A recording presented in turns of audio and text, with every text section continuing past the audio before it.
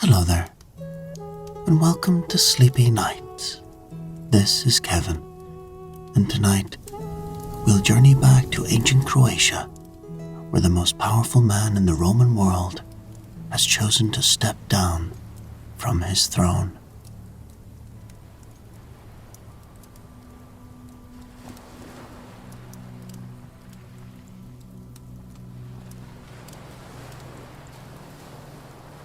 The scent of rosemary and lavender drifts across the palace gardens as you, Marcus, close your leather satchel of architectural drawings.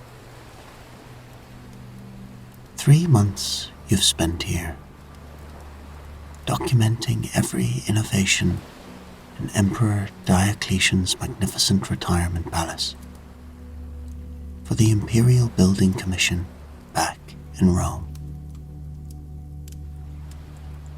Tomorrow, you'll begin the long journey home, carrying with you detailed plans of the most remarkable structure you've ever encountered. The spring sun hangs low over the sea, painting the limestone walls of the palace in warm honey tones. You've grown to love this evening hour, when the day's work ends and the sea breeze carries the salt air inland, mixing with the fragrance of the Emperor's carefully tended gardens.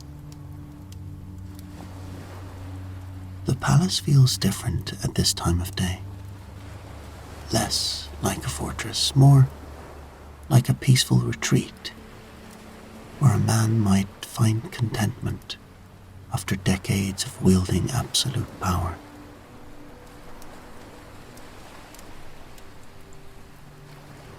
Admiring my cabbages, young Marcus. You turn to find Emperor Diocletian himself approaching along one of the garden paths,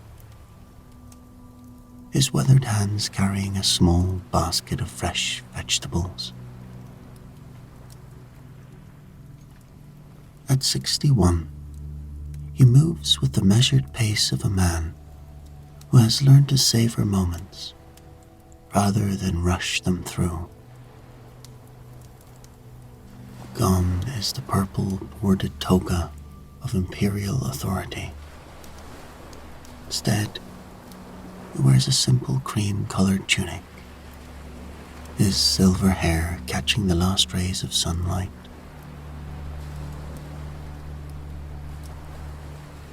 Your Excellency, you say, bowing respectfully. I was reviewing my final drawings before departure.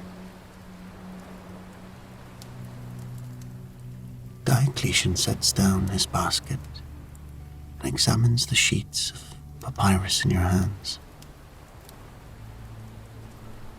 Detailed architectural plans showing the palace's innovative heating system.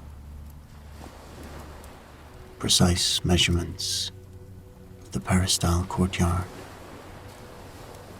The ingenious water distribution network that brings fresh spring water from the mountains to every corner of the complex.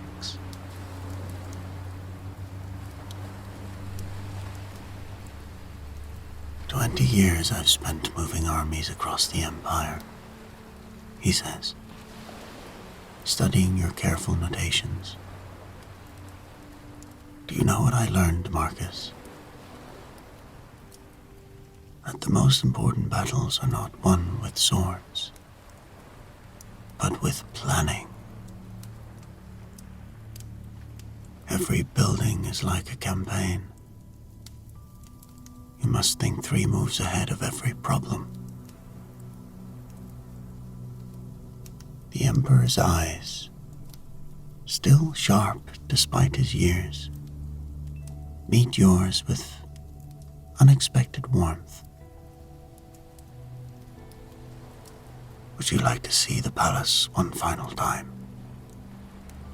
Not as an architect documenting techniques, but as a guest appreciating what we've built together.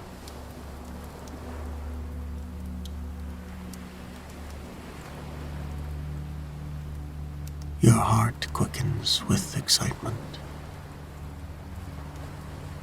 In all your months here, you've observed this palace from a professional distance,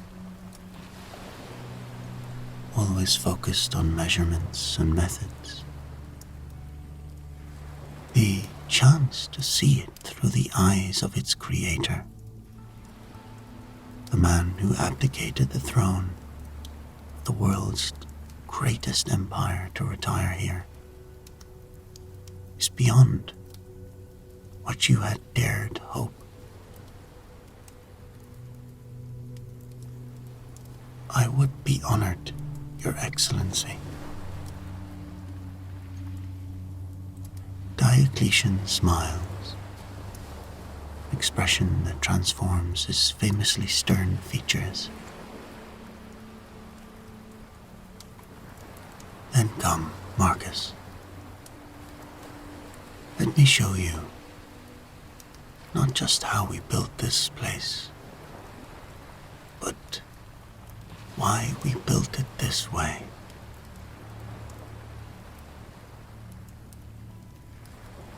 You follow the Emperor along a path bordered by neatly trimmed boxwood hedges, their leaves releasing a fresh green scent as the evening breeze stirs them.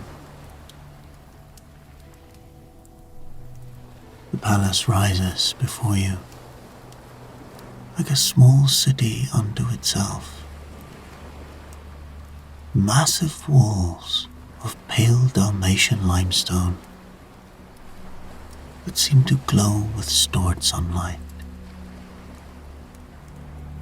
punctuated by arched windows and graceful colonnades that speak of both strength and beauty.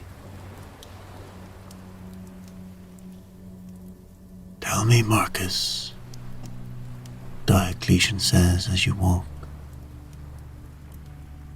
what did your architectural masters in Rome teach you about designing a palace? You consider the question carefully. Well, that it should project power, Your Excellency. Inspire awe in visitors and fear in enemies. Make the Emperor's authority visible in stone.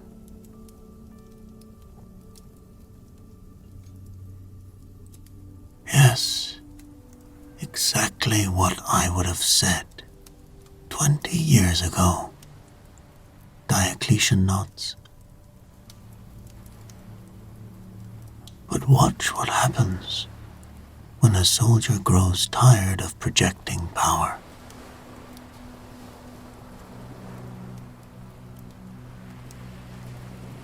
He gestures to the walls around you. These walls are certainly strong enough to repel any attack. 6 feet thick at the base, built to last 1,000 years. But notice their height. Tall enough for defense, low enough that they don't block the sea breeze. I wanted walls that protected without imprisoning.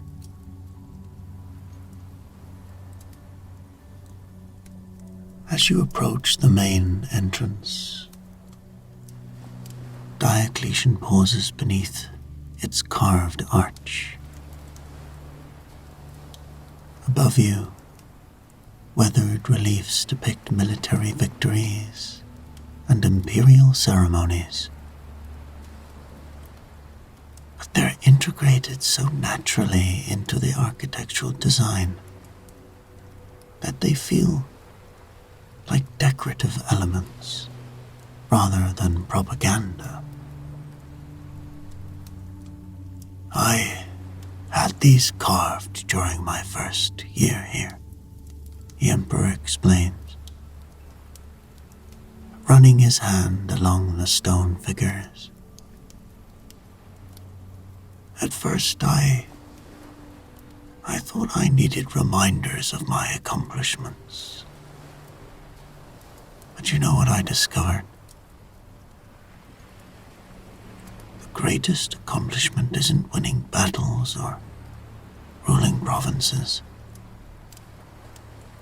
It's knowing when to stop fighting and start building."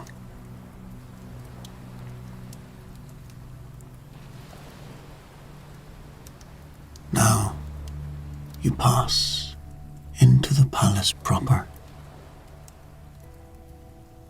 and immediately understand why architects across the empire speak of it with such reverence.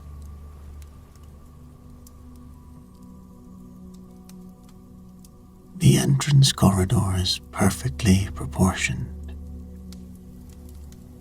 wide enough for imperial dignity, but not so vast as to be imposing. Soft light filters down from cleverly placed windows, creating pools of warm illumination that guide your path deeper into the complex.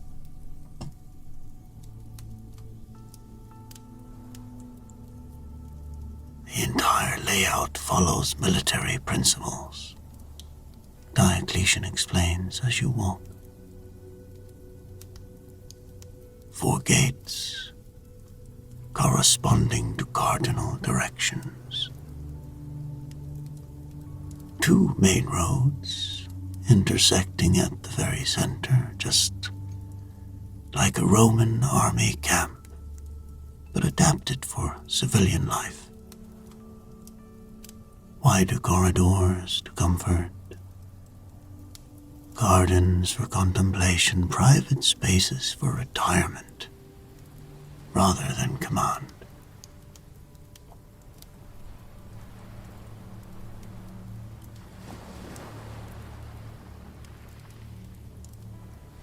The sound of your footsteps echoes gently off the limestone walls, creating a rhythmic pattern that seems to match the distant sound of waves against the harbor.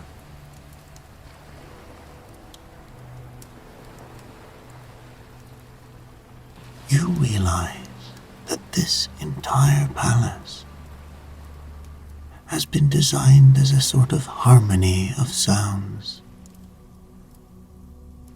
The whisper of sea breeze through archways,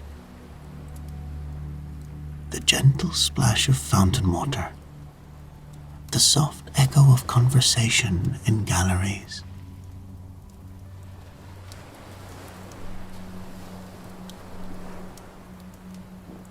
Your innovations here will influence palace design for centuries, you comment, making a mental note to include this observation in your final report.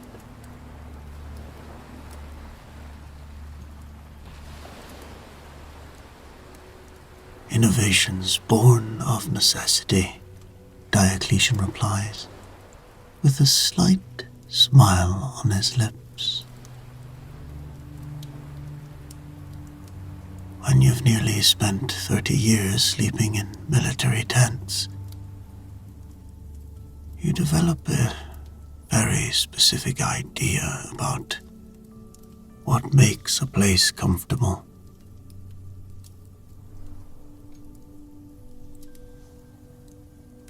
Peristyle opens before you like a revelation. And despite months of study, you still catch your breath at its proportions.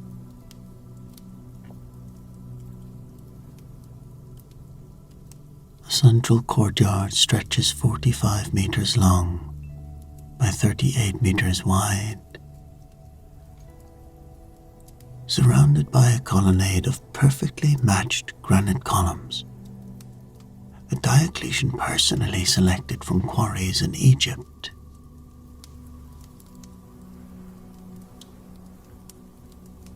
The columns rise to exactly the right height,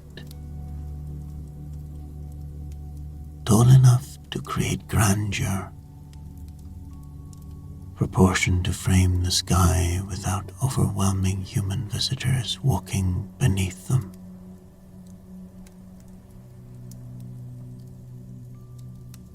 This is where I receive important guests, Diocletian says, leading you across the polished stone floor. But more importantly, this is where I take my morning walks. 67 steps from end to end, I've counted them. Perfect for an old soldier's daily exercise.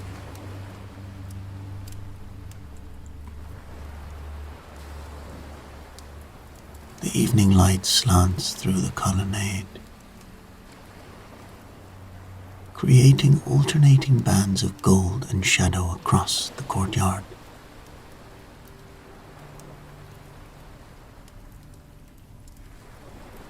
You notice how Diocletian has positioned marble benches and small fountains to take advantage of these light patterns. Places where visitors naturally want to pause and rest. Spots that remain comfortable throughout the day as the sun moves across the sky.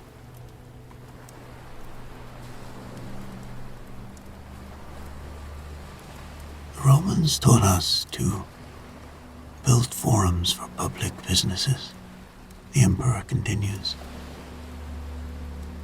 settling on to one of the marble benches.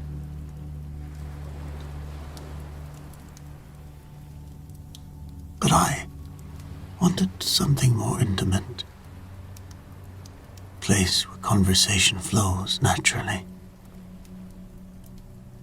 where the architecture encourages contemplation rather than demanding attention.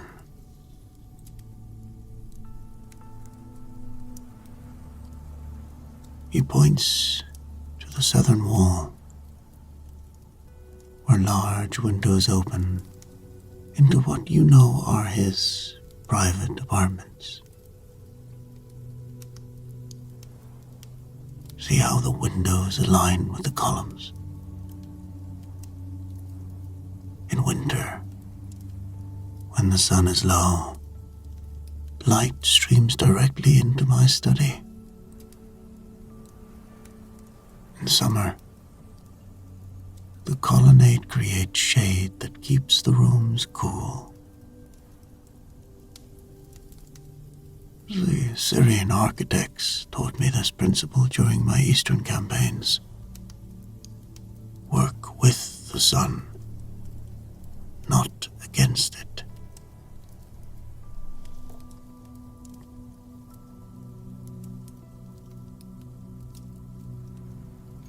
A fountain gurgles softly nearby. It's bubbling up from a source you've traced back to mountain springs 20 miles inland.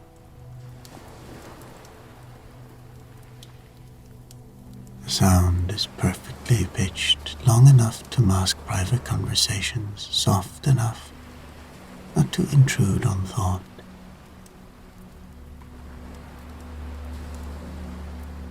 Tell me about the water system, you request,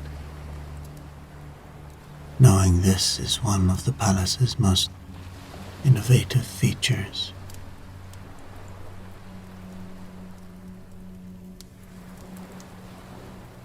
Diocletian's eyes light up with the enthusiasm of an engineer discussing a favorite project.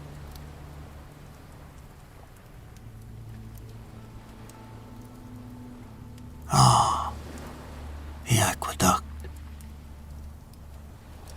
You know, Marcus, they'll praise my military victories in the history books, but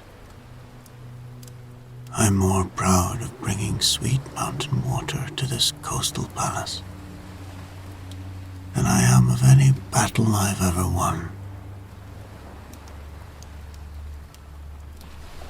He stands and gestures for you to follow him to the eastern edge, where a small channel runs along the base of the wall, carrying clear water that reflects the evening sky, like a ribbon of liquid light.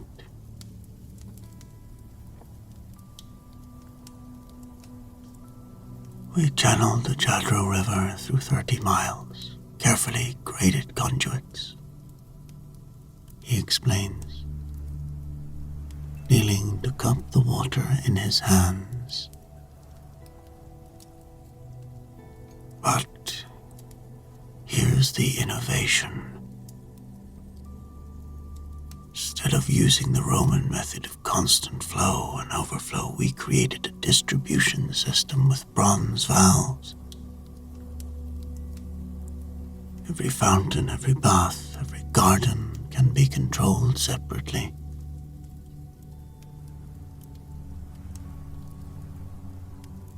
You make careful notes as he explains the engineering details.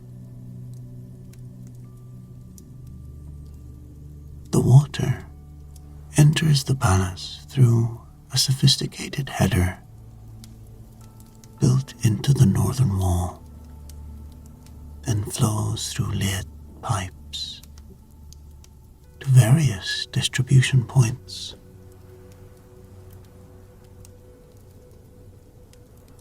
Bathhouses receive heated water through hypocaust systems, while gardens get measured amounts for irrigation, and drinking fountains provide constant fresh supply for daily use.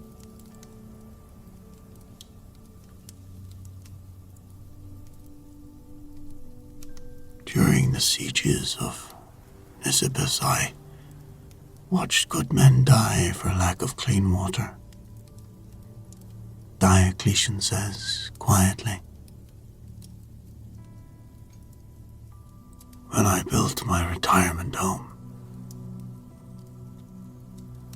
I swore that water would never be scarce here. Even if enemies surrounded these walls for years, we could outlast them simply by being better prepared.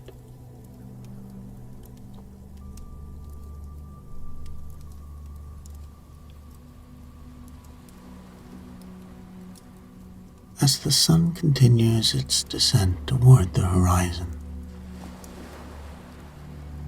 Diocletian leads you through the residential quarters of the palace. These rooms reveal the Emperor's genius for combining public grandeur with private comfort. The corridors are wide enough for formal processions, yet intimate enough for daily life. Windows are positioned to catch sea breezes while avoiding harsh winds, and every room connects logically to its neighbors. My private study, Diocletian announces, opening a door to reveal a surprisingly modest chamber. The walls are lined with scrolls, military treaties, architectural manuals, agricultural texts, and philosophical works. A simple wooden desk faces a large window overlooking the sea. positioned to catch the morning light that you've observed him using for his daily correspondence. This is where I conduct the most important business of my retirement, he says, with a small smile. Writing letters to agricultural advisors about crop rotation, and consulting with engineers about harbor improvements, and planning the expansion of the palace's workshops.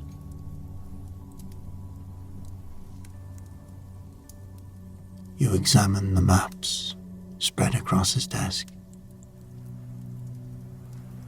Not battle plans or provisional boundaries, but detailed surveys of the palace grounds, showing planned olive groves, vineyard locations, and workshop expansions.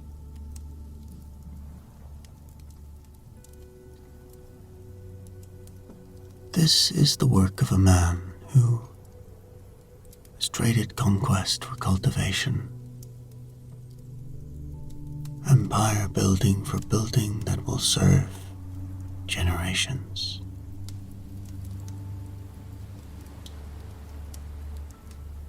Your transition from emperor to this, you gesture around the peaceful study. It's unprecedented. Unprecedented and necessary, Diocletian replies, settling into his chair. The empire has grown too large for one man to rule effectively. It's better to divide responsibility among capable colleagues and to die in office, leaving chaos behind.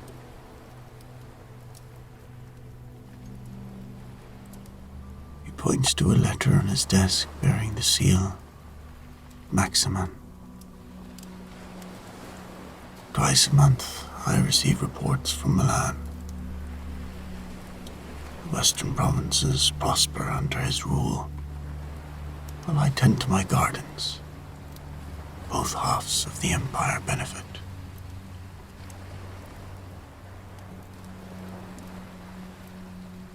Through the window,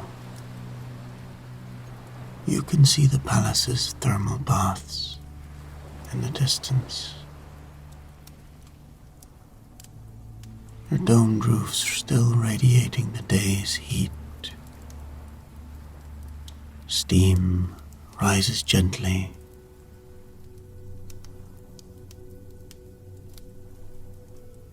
The baths, you comment.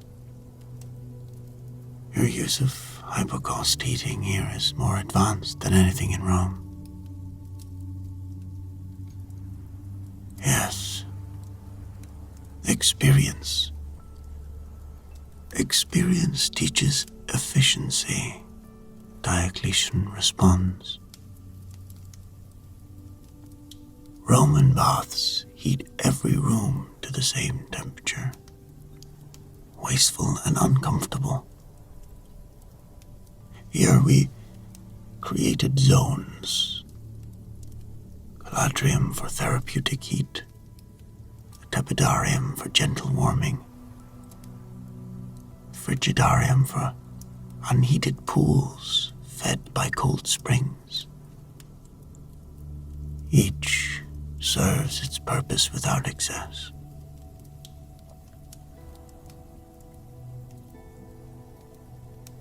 He stands and moves to a cabinet, retrieving a scroll of architectural drawings. Look at this cross-section. See how we built the heating channels beneath the floors? But notice, they follow the natural contours of the rock, working with the landscape rather than imposing artificial shapes. Syrian engineers taught me this during my Persian campaigns. The barbarians often have better ideas than we Romans care to admit.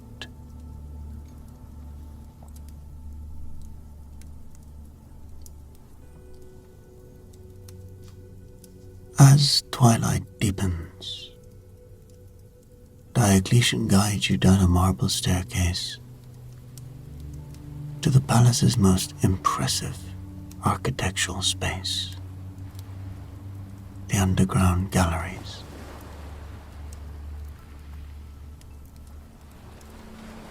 Oil lamps flicker in a bronze along the walls, creating dancing shadows that make the vaulted ceiling seem to move like a living thing.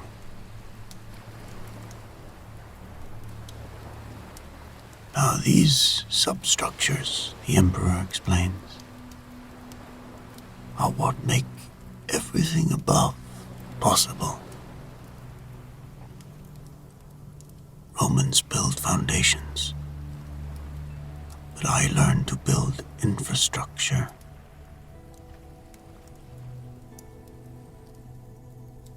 The underground passages stretch beneath the entire palace complex,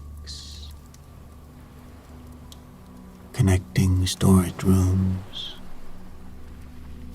workshops, servant quarters, and mechanical spaces.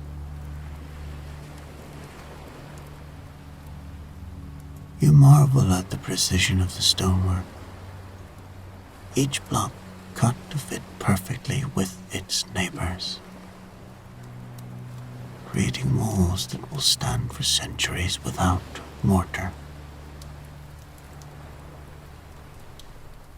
During my Danubian campaigns, I saw how barbarian chieftains stored their wealth. Buried gold, hidden food supplies, secret escape routes, all reactive measures, preparations for defeat. I wanted something different. Infrastructure for prosperity, not just survival.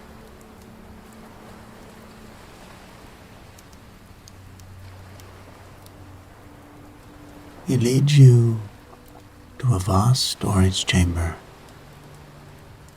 wine and oil, all stacked in neat rows, their contents marked with dates and origins. The air smells of aged wine, olive oil, and preserved foods. The aromatic proof of careful planning and abundant resources.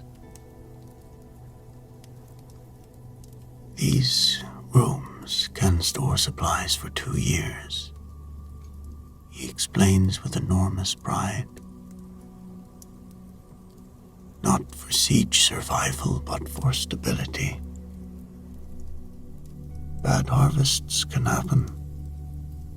Trade routes get disrupted, political situations change. A wise ruler prepares for normal difficulties, not just extreme catastrophes.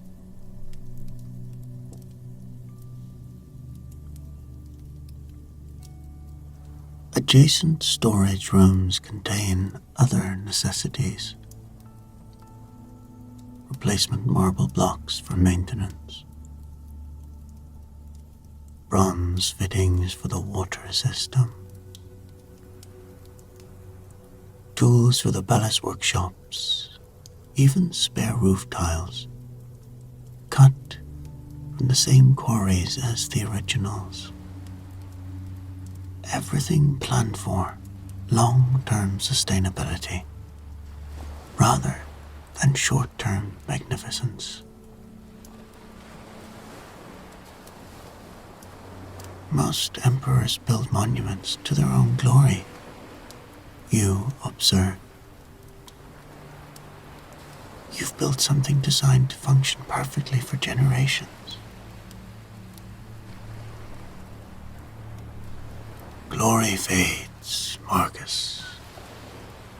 Good engineering endures. Diocletian pauses beside a wall map, showing the palace's complete infrastructure. Water lines, heating ducts, drainage systems, even planned expansions for future decades. When I'm gone, this place should operate smoothly as it does today.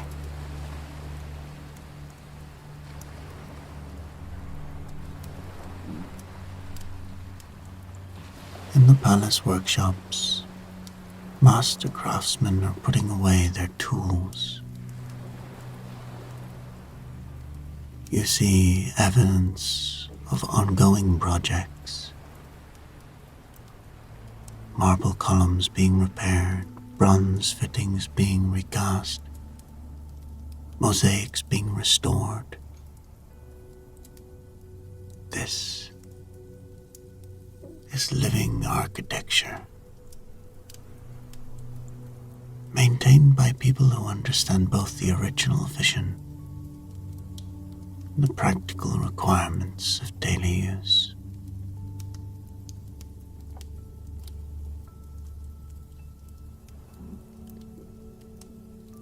I employ the finest artisans from across the empire. Diocletian nods, greeting several of the craftsmen by name as you pass. But more importantly, I employ them permanently. They're not hired for a single project and dismissed. They're residents here, invested in the palace's long-term success. Their children will inherit both their skills and their responsibility.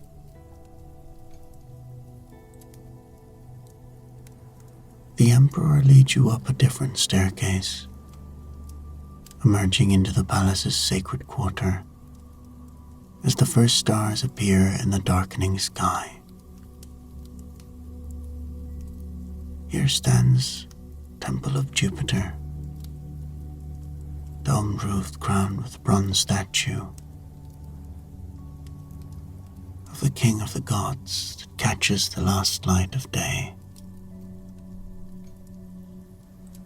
In my private temple, Diocletian explains, pausing before the building's bronze doors. Small enough for contemplation, grand enough for proper worship.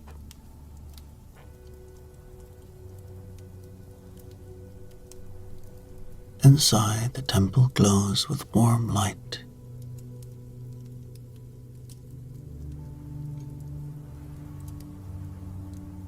The octagonal shape creates perfect acoustics. Every whispered prayer carries clearly to the dome above, while conversations at normal volume remain private to those nearby. Incense burns on the central altar, filling the space with frankincense that transports your thoughts to distant lands and sacred moments.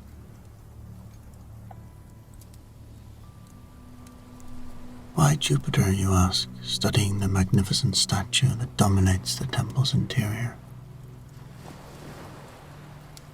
Jupiter represents authority, exercised wisely. Diocletian replies, settling onto a marble bench facing the altar.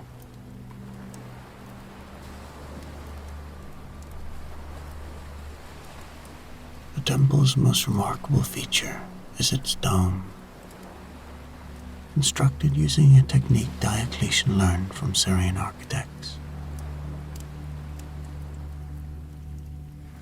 Instead of the massive concrete domes favored in Rome, the roof uses interlocking stone ribs that distribute weight effectively while creating geometric patterns of light and shadow as the sun moves across the sky.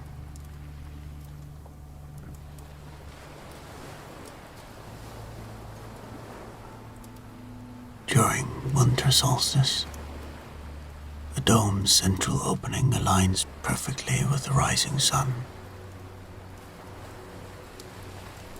On that morning each year, a shaft of light illuminates the altar, long enough for the year's most important prayers.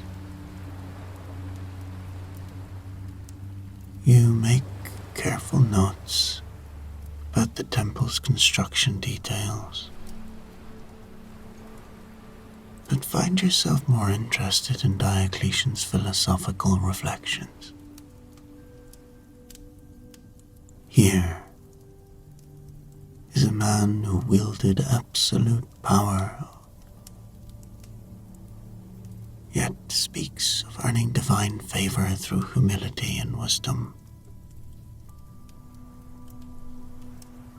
The hardest lesson of rulership is learning when you're wrong. Soldiers obey orders, courtiers flatter. Advisors tell you what they think you want to hear. Only the gods give honest counsel, and only if you're wise enough to listen.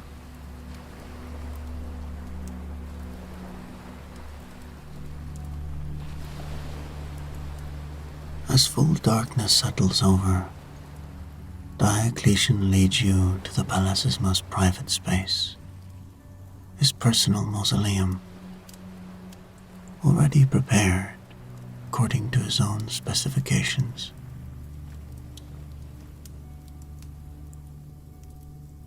While the temple reaches toward heaven, the mausoleum grounds itself in earthly permanence. Most emperors build tombs to intimidate prosperity. Diocletian observes as you circle the building's exterior.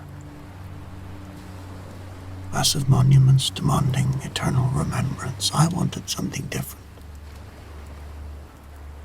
A place of rest that reflects contentment rather than demanding awe.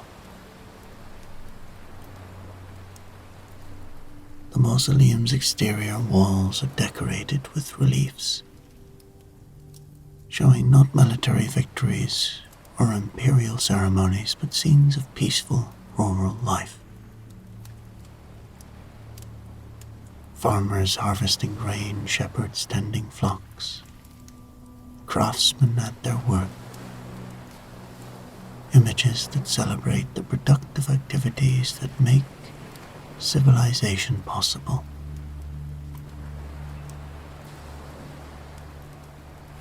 These will be my true moments, the Emperor says. Not the battles I won or the territories I conquered, but the peace I helped create. A divided empire functions better than a united one. Provinces that prosper under local leadership. Borders that remain secure without constant warfare.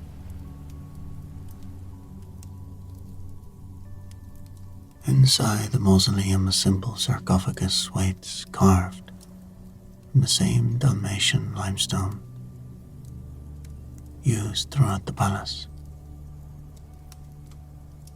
No gold ornaments or jeweled decorations, just clean lines and perfect proportions that speak of classical restraint and personal dignity.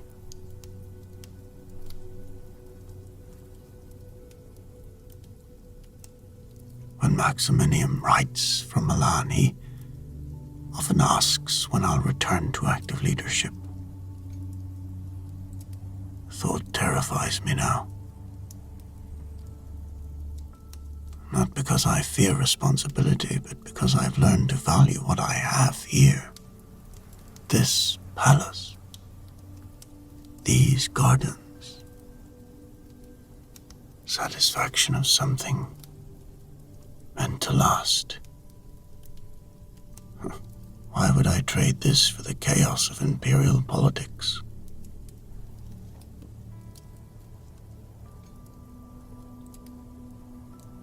You stand in uncomfortable silence for several minutes, listening to the sound of the waves. The mausoleum feels not morbid but peaceful, natural conclusion to a life well lived.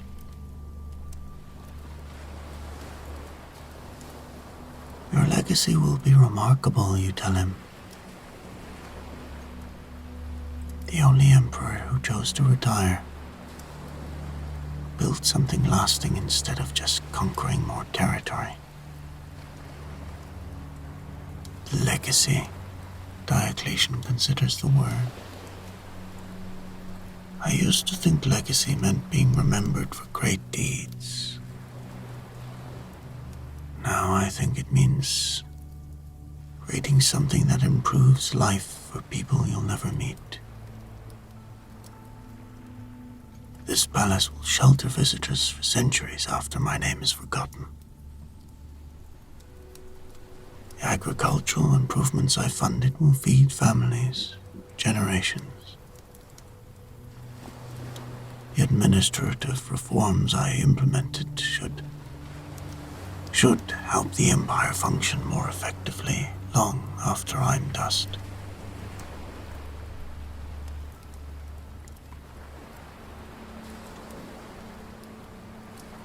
The night tour concludes the palace's highest balcony, where Diocletian maintains a small astronomical observatory. Bronze instruments imported from Alexandria allow precise tracking of celestial movements, while carefully positioned chairs offer comfortable viewing over the star-filled sky. Navigation and agriculture both depend on reading the stars correctly, the Emperor explains,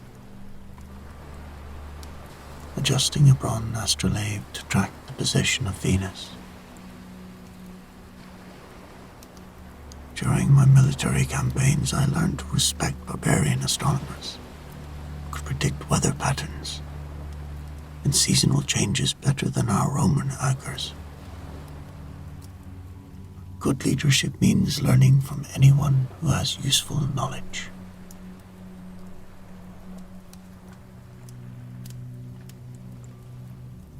From this vantage point, the entire palace spreads below you like a miniature city. Its courtyards and corridors lit by oil lamps that create patterns of light and shadow across the limestone walls. The harbor beyond shows the masts of ships riding at anchor, while cooking fires in the town beyond mark the homes of citizens who benefit from the palace's economic activity.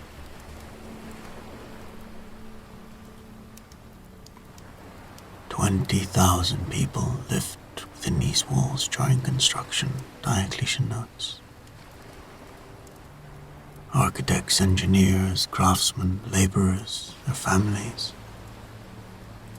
We created a temporary city that became a permanent community. Most of them chose to remain after the palace was completed. They'd built something they wanted to be part of. He points to various buildings visible in the moonlight. Workshops, markets, residential quarters that house the palace's permanent staff. palace that serves only the emperor is a monument to vanity. A palace that supports an entire community is an investment in civilization.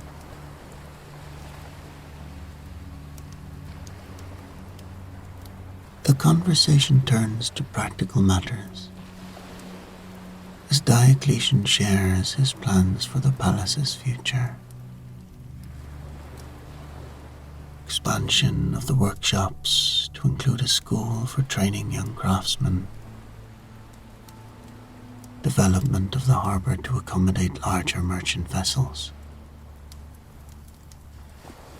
Agricultural experiments in the surrounding countryside to improve crop yields and introduce new varieties suited to the coastal climate.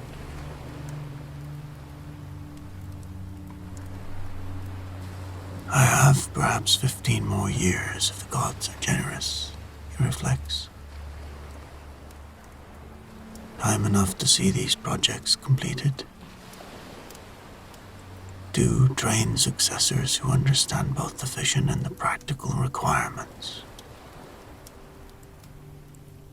A palace must outlive its builder. That's the test of true architecture. As midnight approaches, you realize the evening has been far more than a architectural tour. You've witnessed the philosophical transformation of perhaps the most powerful ruler in human history. A man who chose cultivation over conquest, building over ruling, contentment over ambition. Marcus, Diocletian says as you prepare to return to your quarters. Your drawings and reports will help other architects understand how we built this place. But I also hope you'll convey why we built this place. The Empire needs more builders and fewer conquerors. He pauses at the head of the marble staircase, looking back over his palace one final time. The limestone walls glow softly in the moonlight, solid and peaceful and permanent. Tomorrow, you'll begin your journey back to Rome, carrying with you the plans for innovations that will influence architects for centuries. Tonight, you'll rest in chambers designed by a man who learned that true power lies not in commanding armies, but in creating beauty that outlasts any individual life. The gentle sound of the waves. You hear the voice of an empire learning to value peace over conquest. The Emperor of Rome has become a gardener, and in doing so has perhaps achieved the greatest victory of all, the conquest of his own ambitions in a service of something larger, more lasting than any individual glory.